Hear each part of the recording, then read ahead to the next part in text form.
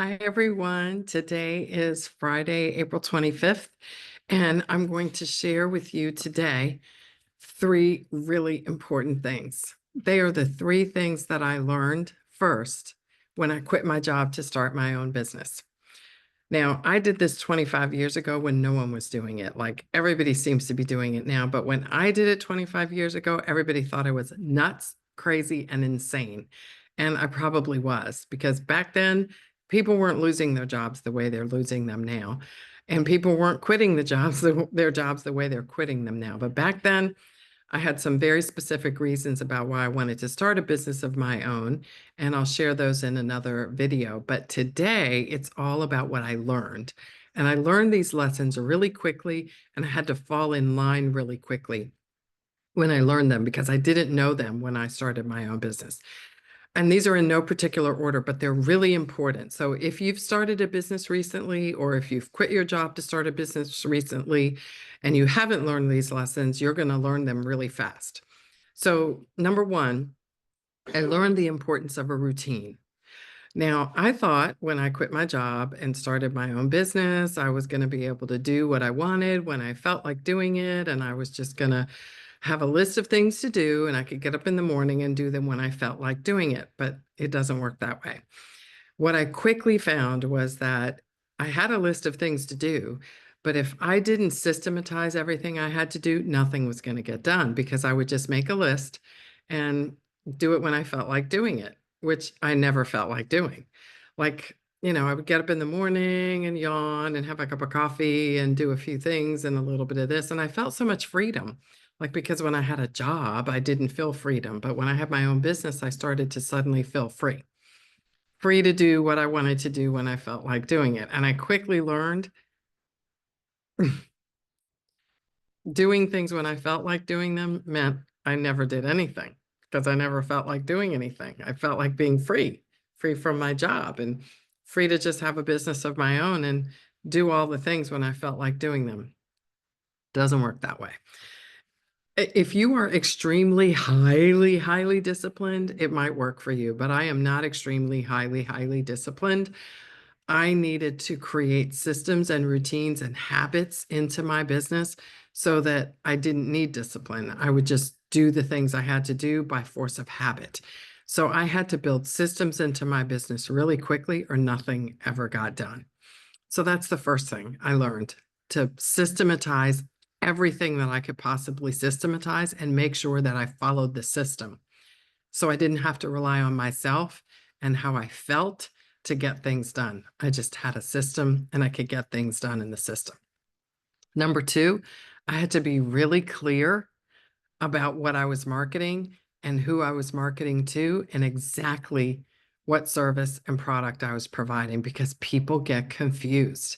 Like it can be really clear to you what you offer because of course it's clear to you, it's super clear to you, but people are not clear. They are distracted. They are not trying to understand. They really don't care. And unless it's really clear to them what you do, their minds are going to wander. They just don't care. So if you don't hit the nail on the head with your target customer, they're not going to know what you're doing. They are not going to care.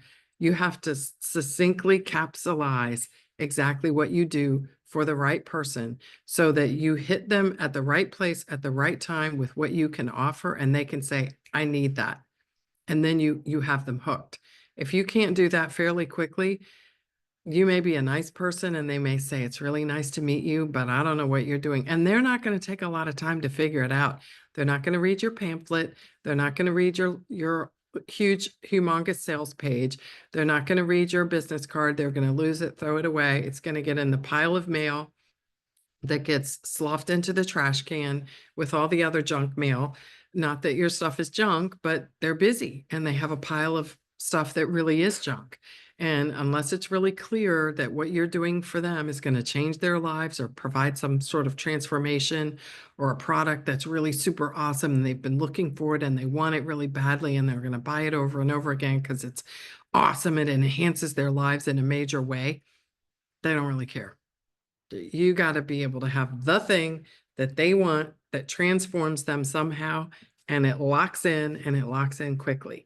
So you have to be really, really clear about that. And here's the thing. Okay, so I'm gonna tell you a little story about how I learned this. When I quit my job, I opened a store. It's a little retail store. It was the Maria Grace Bath Shop. That's what it was called. And my logo was a lady in a tub. I had this logo done and a local artist created the imagery. It was gorgeous. The lady in the tub was blowing bubbles in the tub. She had her hair up in a bun. She was gorgeous little antique bathtub with claw feet. It was really pretty. And it was Donna Maria's bath shop, right? And it was an aromatherapy shop. It really wasn't a bath shop for taking a bath. It was an aromatherapy shop. So I bought some ads in the local paper. They were cute. It had like candles and handmade soaps and all sorts of other really nice artisan products that I was making and selling in the store. Well, when people saw this ad in the paper, men thought it was a massage parlor. So embarrassing, right? They thought it was a massage parlor. I thought it looked like an aromatherapy shop. Men thought it looked like a massage parlor. So I would get these phone calls from truckers. Yes, truckers. They would call and they would leave these crazy messages on the voicemail. Like, my name is Harold and I'm here for a couple of days, or I'm just passing through and I'm staying at the Motel 6. I'm serious. So I quickly realized, like, I was like, how are these people getting my phone number and why do they think I'm this person? So I looked at the ads and I was like, well, here it is. I'm not being clear about what it is that I sell. They're not clear, which means I'm not being clear. Like, it wasn't them, it was me. So lesson number 2, you have to be really crystal clear. And when you think you're clear, you have to edit it again and be even more clear, because people don't care. They're reading, they're not reading, they're skimming. They're skimming and they're thinking something that you don't think they're thinking. You've got to make it really clear, like for a 3-year-old, it has to be super clear. And the third thing is, I learned that I have got to grow myself before I grow my business. My business cannot grow beyond how I'm growing. So when you think you're growing a business, it's great, but you've got to tend to yourself first. In other words, you have to invest in yourself as the leader of the business before you invest in the business. Yes, you have to buy supplies. Yes, you have to invest in things for the business. You have to have a website. You have to make sure that you can purchase all the things you need, inventory, whatever those things are for the business. Don't neglect investing in yourself. Hire a business coach, hire the professional services that you need to grow yourself, because you cannot grow your business beyond where you grow yourself. And I have seen a lot of entrepreneurs try to lead their business beyond where they've led themselves, and they can't do it. They get that business to a certain point, and if the business is here and they're down here, they can't handle it.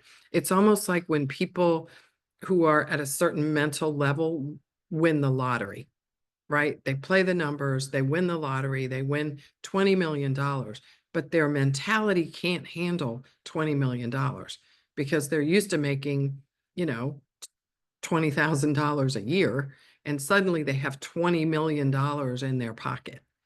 And a year later, it's all gone. Why? Because their mind can't handle $20 million. So if you're building a business and you know, it's growing, there's a point at which it will outgrow you if you are not growing yourself so that you can handle the business that's growing. So make sure that you are investing in yourself more than you are actually investing in your business. Because if you're investing in yourself, you're going to be able to continue to handle the growth of a business, and you're going to be able to lead the growth of a business so it doesn't outgrow you. You don't want the tail to wag the dog. You want to be the leader of the business, not the business managing your life. You want to manage the business. So I always say, make sure you are defining your life and then building a business around that, not the other way around.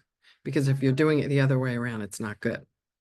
So those are the 3 things I learned, and I'm passing them on to you in the hopes that you don't make some of the same mistakes I did, and have to backtrack. Or at least if you do have to backtrack, you won't have to backtrack as much as me. We all have to backtrack some, but hopefully I can help you avoid some of it. So in conclusion, number one, make sure that you are super routine oriented, right? Build some systems into your life, build some systems into your business so you have to rely less on how you feel and more on the systems that you have built into your business so that you can be more productive and more efficient as you move your business forward. Number two, make sure that you are super clear about who your customer is and make all your marketing materials and so forth are also super clear so people are not confused about exactly how you can help them. And number three, make sure that you invest in yourself first so that you are growing yourself at a pace that can maximize the chances that you can actually grow a solid business. Because if you're not growing yourself, you're not going to be able to grow a solid business either.